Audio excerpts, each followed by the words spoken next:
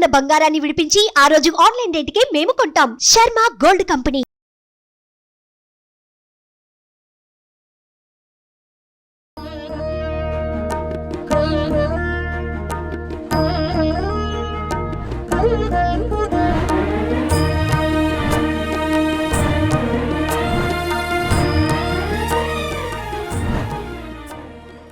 నమస్కారం, welcome to Suman TV. నేను గీతాంజలి. కార్తీక మాసంలో అన్ని విశేషమైన రోజులేనండి. ప్రత్యేకించి సోమవారాలు, అలాగే ఆ తర్వాత మనం ఏకాదశి, ద్వాదశి, పౌర్ణమి ఎంతో విశేషంగా జరుపుకుంటాం కదా. నవంబర్ 12వ తారీఖున ఏకాదశి, అలాగే 13న ద్వాదశి వస్తోంది. అయితే ఏ విధంగా మనం జరుపుకోవాలి, నియమంగా మనం పాటించవలసింది ఏమిటి ఆ రోజున తెలుసుకుందాం. వివరించేందుకు ప్రస్తుతం మనతో పాటు ఉన్నారు ప్రముఖ జ్యోతిషులు బ్రహ్మశ్రీ నందిబట్లి శ్రీహరి శర్మ గురువు గారు. వారితో మాట్లాడదాం. గురుగారు నమస్కారం అండి. వాగర్థావివ సంపృక్తౌ వాగర్థ ప్రతిపత్తయే జగతః పితరౌ వందే పార్వతీ పరమేశ్వరౌ. సదాశివసమారంభాం శంకరాచార్య మధ్యమాం అస్మదాచార్య పర్యంతం వందే గురు పరంపరాం. ఆదిత్యాయ చ సోమాయ మంగళాయ బుధాయ చ గురుశుక్ర శనిభ్యశ్చ రాహవే కేతవే నమః. శృంగేరి జగద్గురు పీఠాధిపతులకి, కంచి పీఠాధిపతులకి నమస్కారములు తెలియజేసుకుంటూ కార్యక్రమాన్ని ప్రారంభిద్దాం. నవంబర్ 12 ఏకాదశి చాలా విశేషమైన రోజండి. చాలా మంది అంటే అటు శివభక్తులు, విష్ణు భక్తులు అందరూ జరుపుకునేటువంటి పండుగ అని చెప్తారు. ప్రత్యేకించి విష్ణు భక్తులకైతే అసలు ఆ రోజు విశిష్టత ఏంటండి? ఏకాదశి రోజు ఈ కార్తీక మాసంలో వచ్చే శుద్ధ ఏకాదశిని ఉత్థాన ఏకాదశి అని అంటారు. దీనికి ఉన్నటువంటి విశిష్టత ఏంటంటే, విష్ణు సాంప్రదాయ ప్రకారము యతులు చాతుర్మాస్య ఈ సంబంధించినటువంటి ఆషాఢ మాసంలో శుద్ధ ఏకాదశి నాడు ప్రారంభించి, ఆషాఢం కాబట్టి శ్రావణం, భాద్రపదం, ఆశ్వీజం, కార్తీకం అంటే 4 మాసాలు మళ్ళీ శుద్ధ ఏకాదశి కార్తీక మాసంలో వచ్చేంత వరకు ఉండి ఈ చాతుర్మాస్య దీక్ష అంతవరకు చేసి విరమిస్తారు. ఈశ్వరుని ఆరాధన చేసేవాళ్ళు ఆషాఢ పౌర్ణమి నుంచి మొదలు పెట్టుకొని కార్తీక పౌర్ణమికి ఈశ్వర సాంప్రదాయంలో ఉన్నటువంటి యతులు, సన్యాసులు, పీఠాధిపతులు ఈ విధంగా చేస్తారు. బుద్ధులకి కూడా ఆషాఢ పౌర్ణమి నుంచి కార్తీక పౌర్ణమి వరకు కూడా ఉన్నటువంటి నియమం ఇది. ఇక ముఖ్యంగా గమనించుకున్నట్లయితే ఈ ఆషాఢ మాసంలో ఉన్నటువంటి ఏకాదశి రోజున శయన ఏకాదశి అని అంటారు. శుద్ధ ఏకాదశికి అంటే ఆ రోజు నుంచి విష్ణుమూర్తి పవళింపు సేవలో ఉంటాడు.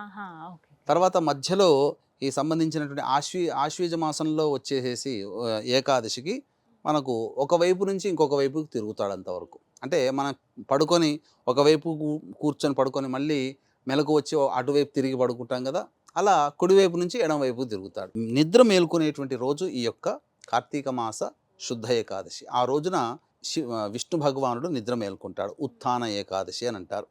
కాబట్టి ఆ రోజున విష్ణుమూర్తిని చక్కగా ఆరాధన చేయడం అనేటువంటిది ఏకాదశి వ్రతాన్ని ఆచరిస్తూ, ముఖ్యంగా ఆ రోజున కాయగూరలు కానీ ఉడికించినటువంటి పదార్థాలు కానీ ఏమీ తినకుండా పాలు, పండ్లు పదార్థములు తీసుకొని ఉపవాస నియమాన్ని పాటిస్తూ ద్వాదశి రోజున స్వామివారికి సంబంధించినటువంటి విధానంగా ఉపచారములు చేసి దానాది కార్యక్రమాలు చేసుకొని, ముఖ్యంగా సంధ్యా సమయం అనగా సాయంత్రం తర్వాత దానాది కార్యక్రమాలు చేసుకొని చంద్రుని కానీ నక్షత్రములు కానీ చూసి భోజనం చేయడం ద్వారా విశేషమైనటువంటి పుణ్య ఫలితం కలుగుతుంది అని చెప్పి మనకు శివపురాణం ద్వారా మనకు తెలియచేయబడడం జరుగుతుంది.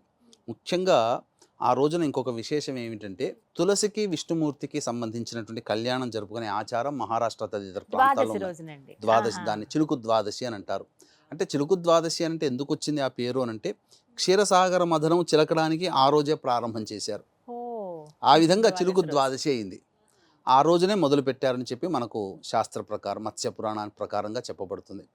అయితే ఈ యొక్క ఉత్థాన ఏకాదశికి, ద్వాదశికి చాలా విశేషమైనటువంటి ప్రాముఖ్యత ఉందమ్మా. అంటే ముఖ్యంగా తులసి ఉద్భవించింది ఈ ద్వాదశి తిథి రోజునే అని చెప్పి. అంటే మనకు శివపురాణంలో దీనికి ఒక గాథ కూడా ఉంది. కాలనేమి అనేటువంటి అసురుడికి వృంద అనేటువంటి కూతురుంది. ఆ వృంద జలంధరుడు అనేటువంటి రాక్షసుణ్ణి వివాహం ఆడింది. వృంద మహాపతివ్రత.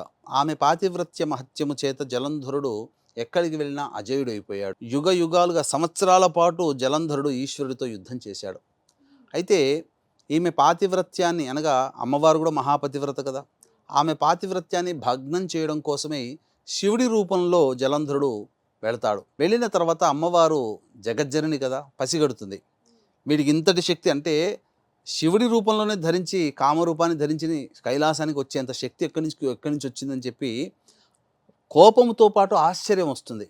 ఈ విధంగా అయినటువంటి శక్తులన్నీ కలగడానికి అతని భార్య వృంద మహాపతివ్రత. అందుకని విష్ణుదేవుని స్మరించి, అన్న, ఆ యొక్క జలంధరుడు రాక్షసుడు, ఈ యొక్క లోకానికి కంటకుడు, వాడు బ్రతికి ఉంటే ముల్లోకాలు కూడాను క్షోభింపచేస్తాడు. కాబట్టి వాని సంహారం జరగాలి అంటే భార్య పాతివ్రత్యం అనేటువంటిది తొలగిపోవాలి. మనకు భార్య పతివ్రత అయిన తర్వాతనే మగవాడికి ఎక్కడైనా కానీ విజయాలు వచ్చాయి. రావణాసురుని సంహరించినా కానీ భార్య పాతివ్రత్యమే. ఆమె చేసే పూజ, మండోదరి చేసే పూజా విధానం పోతేనే కదా రావణాసురుడు సంహరించబడ్డాడు. అప్పటి వరకు రాముడు కూడా ఏం చేయలేకపోయాడు. ఇక గమనించుకున్నట్లయితే ఈ విష్ణుమూర్తి ఏం చేస్తాడు, సరేనమ్మా అని చెప్పేసి, లోకకంటకుడు కదా, ఆ విధంగా చెయ్యక తప్పదని చెప్పి ఆ యొక్క సంబంధించినటువంటి వృద్ధ బ్రాహ్మణుడి యొక్క వేషంలో వేసుకొని ఒక అడవిలో ఉంటుంటాడు. అయితే ఆ ఈశ్వరుడు ఏంటనంటే ఈ జలంధరుని యొక్క మాయా రూపాన్ని, ఎందుకంటే జలంధరుడు ఈ శివుడి రూపంలో వెళ్ళాడు కదా, అందుకని ఏం చేశాడనంటే ఆ యొక్క ఈశ్వరుడు కూడా ఆ విధంగా మాయా రూపాన్ని ధరిస్తాడు. ధరించిన సందర్భంగా అక్కడ యుద్ధం చేస్తాడనమాట. జలంధరుడితో యుద్ధం జరుగుతుంది. యుద్ధం జరుగుతున్నప్పుడు ఆ యొక్క భర్తని కనుగొనడం కోసమై అడవుల బాట పడుతుంది. అడవుల బాట పట్టిన తర్వాత ఆ అడవుల బాట పట్టినటువంటి సందర్భంలో ఒక కొలను దగ్గరికి రాగానే ఒక వృద్ధ బ్రాహ్మణుడు, ఆ పైన 2 వానరములు అంటే 2 కోతులు చెట్టు మీద, అవన్నీ ఉన్నటువంటి దృశ్యాన్ని చూస్తుంది. ఇంత కీకారణ్యంలో మానవుల సంచారం లేదు, ఈయన ఉన్నాడు కాబట్టి మహా తపస్వి అయి ఉంటాడు అని చెప్పి ఆ విధంగా ఏమైంది అని చెప్పి అడుగుతాడు.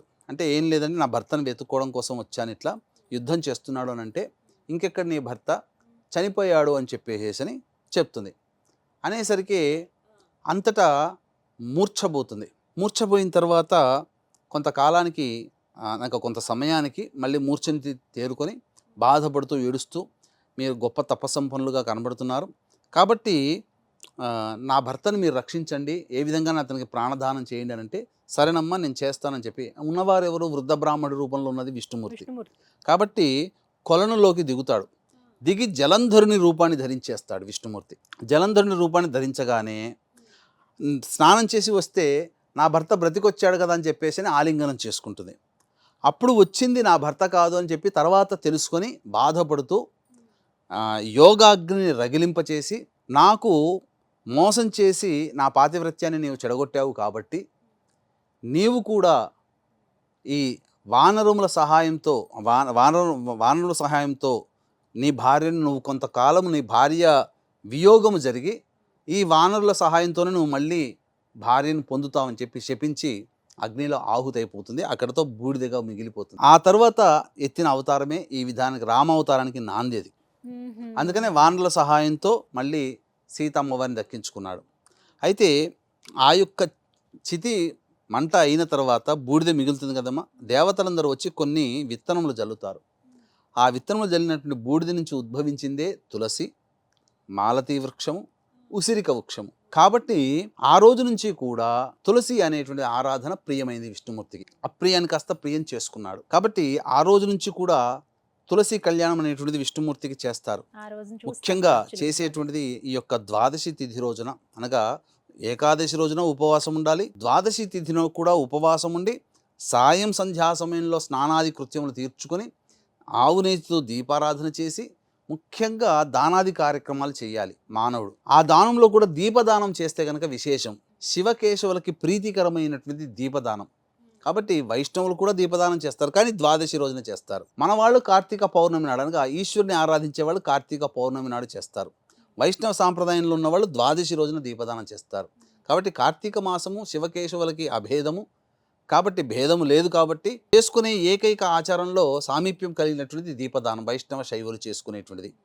ముఖ్యంగా మనము గమనించుకున్నట్లయితే ఈ యొక్క ఏకాదశి రోజున మరియు ద్వాదశి తిథి రోజున ఉపవాస నియమం, మాంసాహారంలో అవన్నీ కూడా భుజించకుండా ఉండి బ్రహ్మచర్య వ్రతాన్ని ఆచరించి ఎవరైతే చేస్తారో వాళ్ళకందరికీ కూడా వాళ్ళ యొక్క దైవతానుగ్రహంలో పుణ్యవశం వలన వాళ్ళ పాప క్షయం అవుతుంది.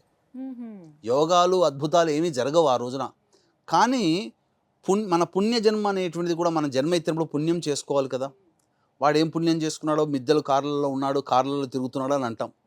పుణ్యం చేసుకుంటే అటువంటి భోగాలు కలుగుతాయి. లేదా మన తర్వాత సంతానం మనవలు మనవరాళ్ళు ఆ మన పుణ్య ప్రభావమే వాళ్ళు మంచిగా బ్రతికించడానికి. దీనివల్ల లోకోపకారం అనేటువంటిది పక్కకు పెట్టండి. మన వంశం మంచిగా చక్కగా ఉండడానికి కొన్ని పూజలు ఖచ్చితంగా మనం చేసుకోవాలి. ముఖ్యంగా ఆ రోజున తులసిని ఆరాధన చేసే విధానంలో తులసి యొక్క బృందంలో అనగా బృందావనం, వృంద కాస్త బృందావనం అయింది. ఆ యొక్క ఉసిరిక అనగా ఎలాంటి ఉసిరిక చెట్టు అనంటే ఉసిరి పండ్లు ఉంటాయి కదా, ఉసిరి పండ్లు కలిగినటువంటి కొమ్మని తీసుకొని వచ్చి ఆ తులసి చెట్టు దగ్గర నాటుతారు. నాటి పూజ చేస్తారు, కళ్యాణంలాగా చేస్తారు. ఆ విష్ణుకి సంబంధించి ముఖ్యంగా తులసి యొక్క మహత్యం ఎటువంటిది అంటే సత్యభామ వ్రతం చేసుకుంటుంది నారదుల యొక్క వారి యొక్క సూచనతో. దానికి స్వామివారి యొక్క బరువుకి తగ్గినటువంటి బంగారం ఇస్తే సరిపోతుంది. అంతమంది ఒక రుక్మిణి తప్ప మిగతా 8 మంది అష్టభార్యల్లో 7 వాళ్ళ దగ్గర ఉన్న బంగారం ప్రజల బంగారం పెట్టినా తలతూగనటువంటిది. రుక్మిణీదేవి తులసి అంటే విష్ణుమూర్తికి ఇష్టం కాబట్టి తులసిని పెట్టి చేస్తే తలతూగిపోతాడు. కాబట్టి ఇక్కడ తులసి యొక్క ప్రాముఖ్యత చాలా గొప్పది. కాబట్టి ఈ విధంగా తులసి ఆరాధన అనేటువంటిది క్షీరాబ్ది ద్వాదశి. దాన్ని ముఖ్యంగా మనకు చెప్పుకోదలిస్తే ఏంటంటే మనకు పురాణాల ప్రకారం కనుక చూసుకున్నట్లయితే రేవతి నక్షత్రము, బుధవారము మరియు ఈ ద్వాదశి తిథి ఈ 3 కలిసి వచ్చిందంటే హరివాసరము అని అంటారు. అంటే వైకుంఠ నిలయము అని. ఏ కుటుంబంలోనైతే ఈ యొక్క తులసి చెట్టుతో ఆరాధన జరిగి ఉంటుందో ఆ యొక్క ఇల్లు వైకుంఠముతో సమానము ఆ రోజున. అంటే మనకి ఈసారి క్రోధినామ సంవత్సరంలో మధ్యాహ్నం 1:45 వరకు ఈ యొక్క ద్వాదశి తిథి ఉంది. ఆ రోజున బుధవారం అయింది. రేవతి నక్షత్రం కూడా ఉంది. రేవతి నక్షత్రానికి అధిపతి బుధుడు. బుధునికి వారము బుధవారము, ద్వాదశి. మళ్ళీ బుధుడిని పూజించాలనంటే విష్ణువునే ఆరాధన చేయాలి. ఎందుకనంటే బుధగ్రహానికి విష్ణువు నారాయణుడు అధిదేవత ప్రత్యధి దేవత. కాబట్టి ఇది పరమ పవిత్రమైనటువంటి రోజుగా చెప్పవచ్చు. ఇట్లాంటి రోజు మళ్ళీ ఎప్పుడో కానీ మనకు రాదు. కాబట్టి ఈ విధమైనటువంటి దేవతారాధన ఎవరైతే చేస్తారో ప్రతి ఇల్లు వైకుంఠమే అవుతుంది అని చెప్పడంలో ఏమాత్రం సందేహం లేదు. అలాగే వీక్షించేటువంటి సుమన్ టీవీ ప్రేక్షకులు గమనించాల్సినటువంటిది ఈ యొక్క నవంబర్ 15వ తారీఖు రోజున కార్తీక పౌర్ణమి సందర్భంగా త్రిపురాసులను సంహరించినటువంటి ప్రదేశము త్రిపురాంతక క్షేత్రంలో జాతకరీత్యా కలుగు విద్య, వివాహ, ఉద్యోగ, దాంపత్య, సంతాన, అనారోగ్య సమస్యల నివారణకి సర్వదోష నివారణ పూజలు, హోమాలు అనేటువంటివి జరిపించడం జరుగుతుంది. పర్ హెడ్ 1500 రూపాయలకి చేయించడం జరుగుతుంది. అవకాశం ఉన్న వాళ్ళు కార్యక్రమ తదనంతరం కాంటాక్ట్ చేసి పూర్తి వివరాలు తెలుసుకోవచ్చు. చక్కగా వివరించారు గురువు గారు, ధన్యవాదాలండి. సర్వం శ్రీ ఉమామహేశ్వర పరబ్రహ్మార్పణమస్తు.